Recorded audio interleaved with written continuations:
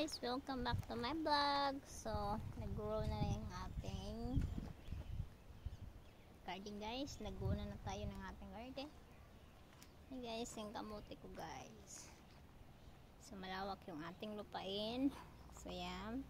Nakalinis na tayo at so, i-update lang guys. Ayan. Time for flower. So, meron na tayong namunga na yung ating ampalaya guys. Papakita natin yung bunga ng ampalaya. So yung bunga ng ampalaya guys, yan na guys oh. Yan.